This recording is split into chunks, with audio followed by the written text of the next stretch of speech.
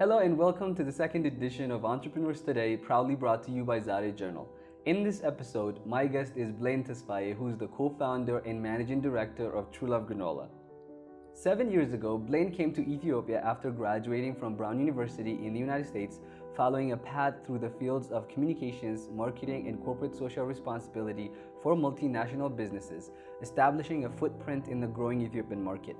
2 years ago, she co-founded TruLuv Granola, through which she seeks to create the world's favorite healthy Ethiopian food, sustainably sourced and crafted by Ethiopian women to fuel the special moments of the world's adventurers. Blayne is driven by creating products, whether granola or communications, that help folks create better lives for themselves. She passionately believes in the power of storytelling to connect and inspire.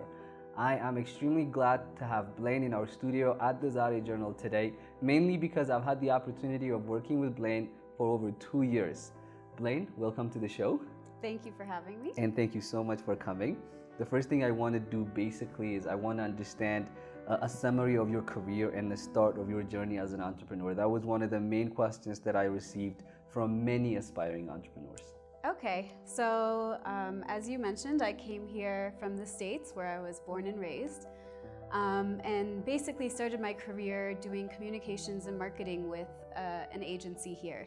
And that was such a great opportunity, especially as a fresh grad, to work directly with international clients and get an idea of what the private sector in Ethiopia really looks like.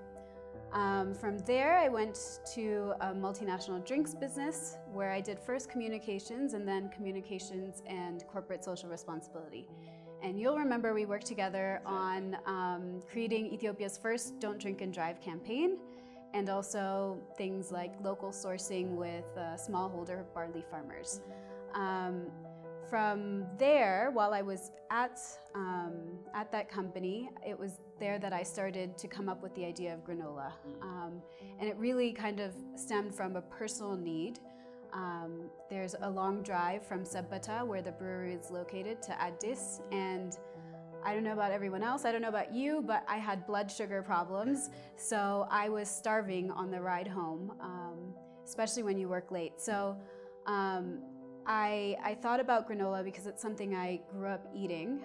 All that was available, especially in Sabata, nothing was really available. At the office, we had some olo and cookies. Those are not really healthy or sustainable energy sources. And also fruit, but you'll remember the monkeys. There was actually a monkey problem and they were scary. Yes. So I refused to bring fruit to that office. So yeah, it really got me thinking about granola and the problem of not having healthy on-the-go snacks here. Excellent. That's actually incredible. If you actually came up with an idea of a granola bar as a snack, I would probably be one of the people who would discourage you because it's not available in the market. Not a lot of consumers know what granola bar is, and it's and you're also selling it as a high-end product. But it's an amazing transition for you from a communications expert at a multinational firm. It must be really, really well. And then all of a sudden to start your own business. I want you to describe not just the journey, but how uncomfortable the transition was. The transition was terrible.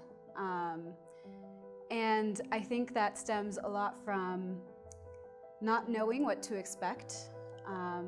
Like you said, having a very established professional identity to having a very ambiguous identity, especially before you're in operation. You can't really say, I'm an entrepreneur, because you're like, I'm not really doing anything. I'm just trying to get a business license. Like, is that what an entrepreneur is? Is this going to even work? You also are kind of fearful of putting it out there because it's like, what if I fail? So I think the first few months were really hard. We were also operating out of my apartment, which made it feel not legitimate also. So I think it was really hard for the first few months, very lonely. I don't think I was mentally prepared for that. I think it's also challenging that as you start, you wear different hats. So, you know, when people think about being an entrepreneur, they don't think about running around to government offices. That's not part of the attractive image that's out there of entrepreneurs, but that's the initial role that you take on. And from there, you've got to play the role of maybe construction manager on your new place. No one talks about that. Or then you're hiring manager, operations manager, and you play all of these different roles. And I think you get a little more comfortable playing these different roles as you go. But I think the ambiguity of what you're meant to do as an entrepreneur to start is tough to navigate initially. Then it becomes part of the excitement. Now I love learning all of these different types of spaces, and the spaces I don't like, I can hire people to take care of them. So incredible. Yeah. That's really an incredible journey. I have a bunch of questions that I received from aspiring entrepreneurs. We're going to go through them one by one. So when I was first thinking of starting my own business, I had this little notebook where I kept a lot of ideas. You know, I didn't know exactly what I wanted to do. Is it a full service creative agency that I wanted to do for my first business? Or is it just a digital marketing that I wanted to do? I was a little confused, so I had to write them down. I had so many different options for the name of my first company, and 11 months later, after I've accomplished a lot of things that I have, when I went back and I looked at the notebook, it was absolutely inspiring. I want to understand your process.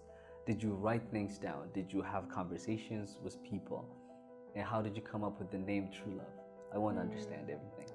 So I think I mentioned that I had the idea from a personal kind of issue I was facing, basically being hungry, needing a healthy snack on the go. So from that, it sparked the idea of granola, and I mentioned it over lunch at the canteen at my old job to some of my colleagues, and they're like, oh yeah, haha, okay, and they moved on. And I kept having a side conversation with one of my colleagues sitting with me, and I think she was just humoring me. She was like, she's very nice. So she's like, yeah, maybe that could possibly work. And I'm sure she didn't even know what granola was at that point, but she was very nice. And then it just kept nagging at me, and I kept thinking about it. And so then I think I moved to having a conversation with my dad, like, what if I did this? And he was like, that's crazy, but who knows, maybe. And as I had conversations, people weren't telling me no. I was expecting for someone to be like, there's no way on earth this is ever going to work. They were like, that's a little crazy, but yeah, maybe. So what that told me is I should explore it. And while I was still employed, I got in the kitchen, which is not a familiar territory for me. I am not a known good cook by any means. So it was more like a crazy science experiment in the kitchen, using teff, oats, honey, basically ingredients I could find locally. I refused to Google because I was afraid I would accidentally copy a recipe. So I just made things up. I made ugly, disgusting granola, like a lot of it. And some of my friends got to be the guinea pigs, and actually they were way too nice. Like looking back at it, I was like, how could they be nice about that terrible, terrible granola that was like all honey and a mess? But kept getting feedback, kept improving that. And then I was like, okay, why not create a brand? So I got some branding done. I guess before that I came up with the name, and how that came about was just sitting and brainstorming with a friend. She was working on some creative project, I was working on my creative side projects, and just sitting brainstorming. And I wanted basically the brand name to communicate something about health, authenticity, natural ingredients. My then boyfriend, now husband, had signed up to be my partner. He was all in with me, so there's also a bit of a love connection in the founders. So TruLuv really worked on multiple levels. So that's how I came up with the name. We worked on the branding, and how I did that was I got it on one of those kind of crowdsourcing platforms, and I got probably 100 submissions, narrowed them down to 5 I liked, sent them to a bunch of my friends and family, and let them vote on which brand they liked the best. I actually didn't like that, but I figured I needed to go with the majority. Now everyone loves it, so it's turned out quite well. From there, ordered some sample packaging, put it in a package, and it was like, wow, we have a product. It's real. So from there, that really Like, I really felt something. I was like, this could be something, really.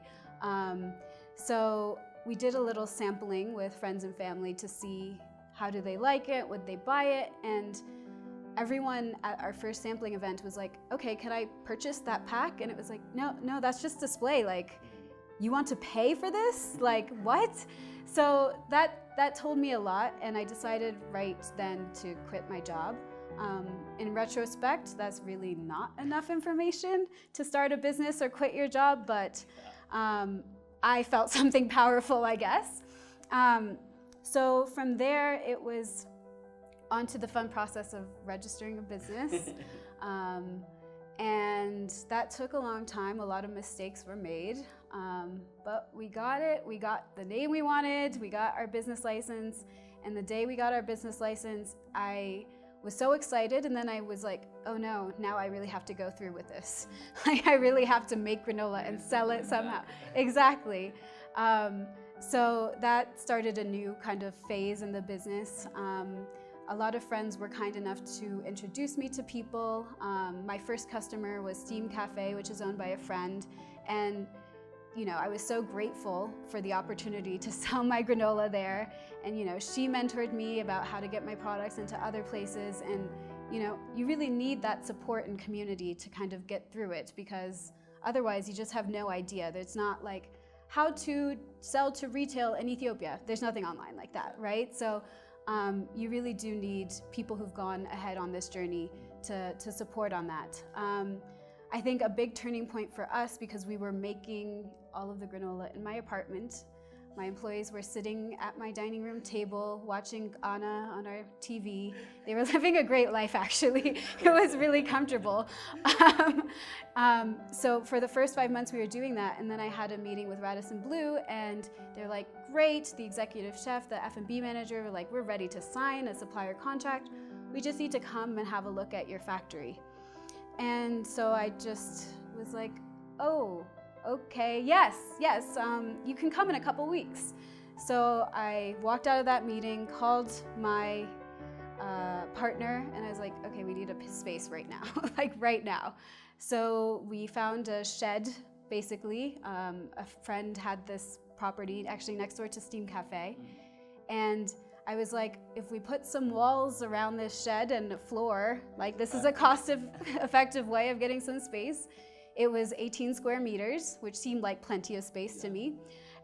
So we turned that into a shop front and a production space. And that really signaled a new kind of phase in the business. It made all of us, I think, take our product and our work more seriously. We had an actual address where people could come and see how we make it, try the products, buy the products. So that was a huge turning point, and we did work with Radisson, and we still work with them now. So it worked out, even though they never actually came to visit. So they didn't. I could have continued, but anyway, it really pushed us that was to. The push you needed. Exactly, and you know, 10 months later, we've upgraded to a new space, 32 square meters. I have somewhere to sit now. I didn't have anywhere to sit in the old space. So we've really let kind of the demand and our observations of the market dictate our investment into growth. So, you know, I think a lot of people would be surprised to know that, you know, our products are on shelves in a lot of supermarkets, but we make it in a tiny space. It's all handmade, nothing automated, at least not yet. And we do it out of such a lean kind of small space, but that's part of the value my partner brings to the table. He is a manufacturing expert, really, and he, you know, he's worked with Toyota, built factories all over the world, so our little factory was nothing for him, but you know, he's helped create really lean processes, so we don't need too much investment to get started. Incredible. So one of the questions that we must ask here at Entrepreneurs Today is, what is your understanding, or what is your definition of high-achieving entrepreneur? I think a high-achieving entrepreneur, from my experience, is someone who is tirelessly committed to the problem they're solving. So in my case, that means I'm never happy with the granola that we make. There's so much room to improve, but that doesn't mean I'm not going to sell it. It just means I'm going to continue working to improve it. Continue improving our business, our processes, how we hire, coaching our people. And I see there's just endless room to grow. So that commitment to those improvements is what I think makes a high-achieving entrepreneur.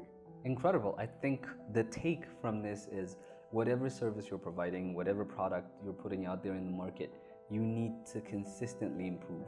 Improve your craft, improve your product, improve your service. I think this is a lesson for every aspiring entrepreneur out there. The other question that I've received is, what do you say are the 3 skill sets that every first-time entrepreneur need to have? I think the first would be resilience. I think in Ethiopia, of all places, resilience is key. You're going to face setbacks. Things are going to change.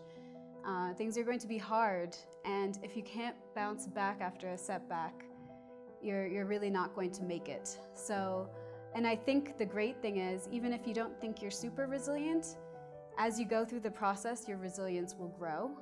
So it's a work in progress. Even for me, I'm still learning how to be more resilient. The second thing I would say is empathy, which I think some people might be surprised by. It's not typically, what a leader might be expected to have. I don't know, I think it's seen as a passive kind of trait, but I think the best leaders, the best businesses listen. So you're listening to your employees to figure out how to do better in your business, how to make granola better, how to make it faster. You're listening to your customers to see what their needs are, where improvements could be made. So I think listening is something that is really powerful. And the third is hiring. And I think hiring has been one of my biggest lessons. When I started, I was like, I'm great at hiring. I'm great at doing interviews. And my experience has taught me otherwise. I've had to really learn because I think the hard thing is you don't know where your business is going to go when you're doing the hiring. So it's hard to anticipate that. But the more you learn your business, the better you're able to hire for your business. One of my learnings, for instance, is it's not always about experience. You can hire someone who's super experienced, but in a startup that's trying to do things differently from how things are usually done here, that can actually be a challenge if the person doesn't have a growth mindset, isn't open to learning new ways or doing new things. I think something that a lot of us entrepreneurs don't like to hear is to say, that's not how we do things here. And it's like, why not? Why can't we? So learning to hire, learning what you need in people. For example, hiring for your values. So hiring for my values has been, every interview, every time we're hiring, we refine the process and we get better at it. You learn from mistakes, you learn from poor hires, but overall, I think we're getting closer. Excellent. I think the 3 most important traits or skill sets that first-time entrepreneurs need to have, according to Blayne, is resilience, empathy, and hiring. And when it comes to hiring and all sorts of leadership style, I think I've closely worked with Blayne. I used to report directly to Blayne in our multinational career, and I remember Blayne has been an extremely supportive boss. So that is in terms of creating priority lists for me. I remember on my P4G document it says, I'm not a guy who used to do a lot of multitasking. So I remember I go to Blayne and I pass my frustrations out, and then she did like a comprehensive priority list. Take care of this, do this, and do that. How does it help in actually starting your own business? In your journey as an entrepreneur, did it come in handy? Because you're an amazing leader. You're all about transforming leaders or employees. So how did that help? Did it come in handy? Absolutely. I think being organized is something that you've reminded me is one of my kind of superpowers work-wise. I don't know if I'm organized personally, but work-wise, it's something that I'm able to do, and it's something I'm always refining, and I realize it's something that I can help others with. So just kind of like I helped walk you through your kind of stressful task load. I do that now with my deputy manager. And it's something that, time is a limited asset that we all have. So we need to make the most of it. So that's one way. But overall, like you said, I think my leadership style is more comfortably in the transformational leadership style. So that means a lot of coaching people, a lot of helping people see that they have so much more to offer than what they see for themselves. And I think this comes from, one, I had a coach or mentor that really helped me see that in myself. And I wouldn't be where I am today if she didn't believe in me in that way. And two, I just enjoy it so much. So for instance, I've got 2 employees that I think I'm really proud of where they've gotten to. So my deputy manager started as an intern over a year ago, and just through sheer willpower and passion, she's moved up the ranks to being deputy manager, and to the point where I almost am not involved in day-to-day decisions. So that's been really successful. Then also with someone who is our cleaner. She started as our cleaner, and now she's production manager, and she also does a lot of administrative work. So she does invoicing on QuickBooks. She works on Google Sheets to do daily reports. And that's not something anyone would have thought. She hasn't finished past the 8th grade schooling, but when you believe in people and see where their superpowers are, you can help them lean into that and develop that and grow. And I mean, in turn, it pays back for me, right? For the business. Having people who are doing their best means I have a stronger business. That is definitely transformational leadership.